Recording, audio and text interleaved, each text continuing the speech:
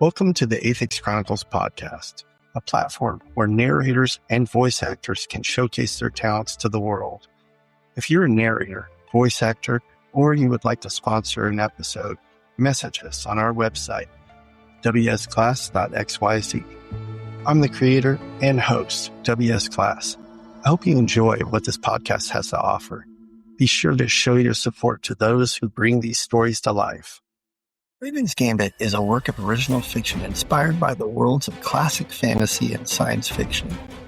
This podcast is not affiliated with, endorsed by, or associated with Wizards of the Coast, Lucasfilm, Disney, or any other intellectual property holders. All characters, orders, and concepts, including mystics and the Mu-Fi, are original creations or transformative elements developed for non-commercial storytelling. Listener discretion is advised.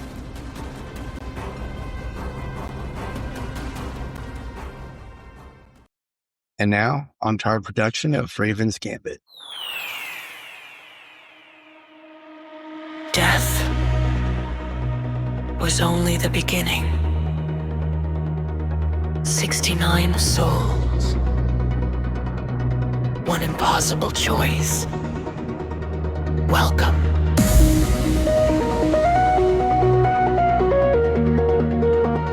To Raven's Gambit.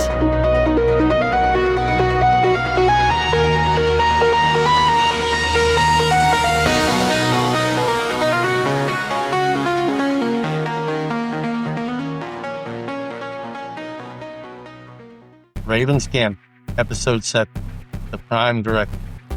Written by W.S. Klass. Narrated by Bradford Wilson. The Legionnaire stepped forward, water sluicing from his armor, as he heaved the swollen wooden door open with a loud, wet creak. The stench hit them first, something ancient and necrotic, like a crypt sealed tight with rage. The chamber beyond was dry, in stark contrast to the rest of the flooded dungeon. Its walls were lined with dark stone, etched in archaic sigils, long faded by time. Against the far wall stood 5 corpse-like figures, unmoving, their flesh gray and mottled like curdled wax. Each bore a number carved into its chest: 5, 7, 9, 11, 13. The moment the door creaked fully open, the figure labeled 5 turned its head with unnatural stiffness, lips cracked and pulled apart with audible strain as it spoke. "One of us does not belong with the others. If you can pick out the interloper, we will allow you passage. If you pick the wrong one, we will kill you. You have 1 minute and 1 guess." The door slammed shut behind the party, sealing them into the chamber. Bayushi Cade's eyes narrowed. "Magic mouth," she muttered under her breath, scanning the speaker's aura, but her concentration flickered, perhaps still frayed by the tension from the encounter with the Gynosphinx. She saw nothing. No aura, no clue. Lyra Veilsong took a hesitant step forward, biting her lip. "They all look like... well, they could be flesh golems.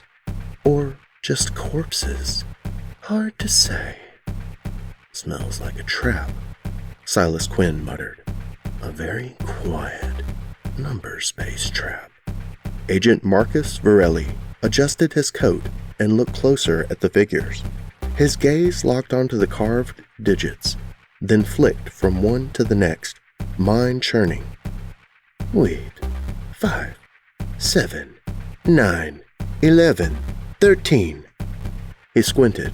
"All are prime numbers, except 9. 9 is divisible by 3. It's the outlier." Marshal Darian Thorne stepped up beside him. "You're certain?" "As certain as math ever is." Darian's voice was like steel wrapped in velvet. 9. There was silence, heavy, eternal. Then the figure marked 9 lurched forward, its joints creaking like old leather. The others remained still, watchful, but inert.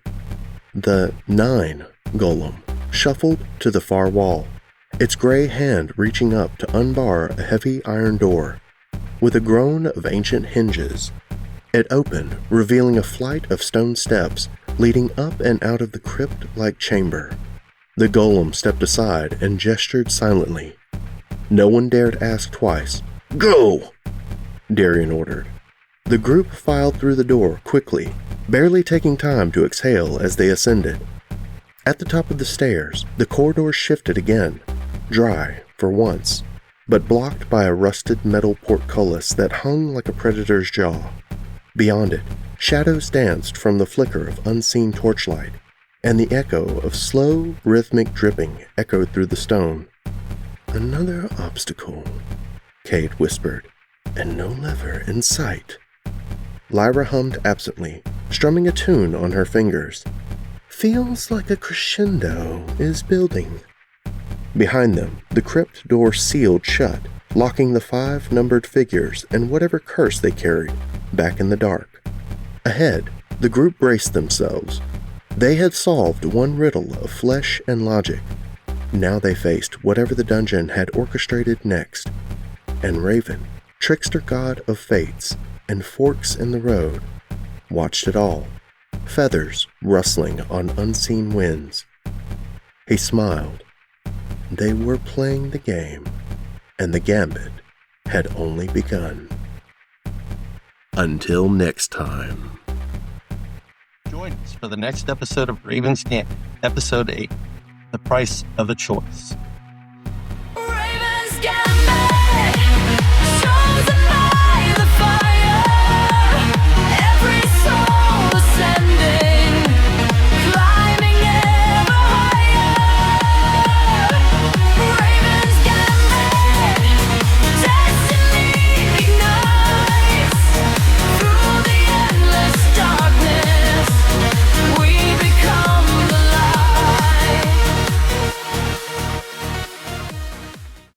If you're enjoying Raven's Gambit and the Athyx Chronicle podcast, be sure to explore the other worlds created by authors W.S. Klass. From dark fantasy and psychological thrillers to science fiction, horror, and unforgettable adventures, there's something for every reader. Whether you're searching for epic heroes, chilling mysteries, thought-provoking tales, or stories that keep you turning pages late into the night, W.S. Klass has a journey waiting for you. Visit wsclass.xyz to discover available titles, upcoming releases, and audiobooks, and more. Thank you for supporting independent authors and storytellers. Thank you for listening to Raven's Gambit, a story rooted in inspiration but uniquely its own. All references to characters, relics, and philosophies, including the Wu-Fi and the Mystics, are fictional and not intended to represent or infringe upon any existing works. Support the creators who inspired you, and may the Wu-Fi be strong in your signal. Support the creators you love, and may the dice always roll high.